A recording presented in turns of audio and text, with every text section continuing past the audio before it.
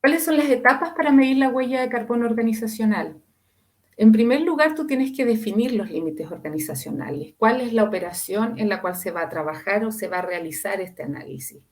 ¿Ya? En donde yo tengo injerencia para poder reducirlos también, una vez que se haga un plan de reducción de gases de efecto invernadero. Esos límites los pone la empresa. Son ustedes los que definen cuáles son los límites en los donde yo voy a realizar este análisis de huella de carbono. Después está la determinación de los alcances, que fue lo que les mostré anteriormente.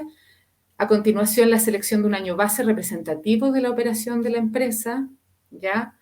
Eh, la identificación de las fuentes de emisiones, en dónde se están produciendo los gases de efecto invernadero, y la recopilación de información para el año base elegido. Este punto, ¿por qué digo y? Este punto es el más complejo, porque una vez que partimos y definimos los límites, tomamos el año base, determinamos los alcances, identificamos cuáles son las fuentes de emisión, tenemos que empezar a recopilar la información de las actividades que se desarrollan y donde se emiten estos gases de efecto invernadero. Y muchas veces las empresas no controlan estos parámetros porque realmente no se había controlado anteriormente el tema de la huella de carbono, por lo tanto no es información que se entrega a veces habitualmente, entonces hay que realizar cálculos y esos cálculos la ISO, mientras no tengan errores garrafales en el fondo, los acepta en una primera medición de huella de carbono, pero de ahí empieza un proceso de recopilación de información porque la huella es mucho más exacta y verídica cuando tú tienes la información real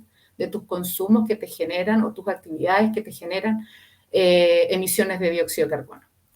Bueno, después viene todo el proceso de cuantificación de emisiones y remociones. Remociones son las absorciones de dióxido de carbono que en general son para las áreas forestales y otros sectores. Y el informe de emisiones que se hace de acuerdo a cómo la normativa te explica qué tiene que hacer. Bueno, el proceso de medir la huella de carbono es el proceso inicial, es el puntapié inicial para comenzar un proceso de controlar, reducir, mitigar y compensar tu huella de carbono.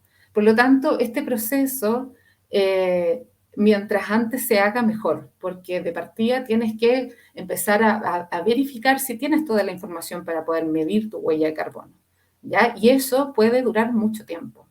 Entonces, medir la huella de carbono es el puntapié inicial. Luego, lo que tú haces es optimizar tus procesos, optimizar tu operación para ver si es, o sea, para ver cuáles son los óptimos de las actividades en donde tú emites huella de carbono y de esa manera defines indicadores o KPIs que te ayudan a controlar y reducir tus emisiones de dióxido de carbono. A largo o a mediano plazo, de acuerdo a como la organización lo quiera, tú buscas proyectos de inversión que te ayuden a mitigar la huella de carbono. Y si no logramos con todas estas actividades de reducir o mitigar o neutralizar nuestra huella de carbono, lo que tenemos que hacer es compensar. Eso a través de proyectos de remoción o compras de bonos de carbono.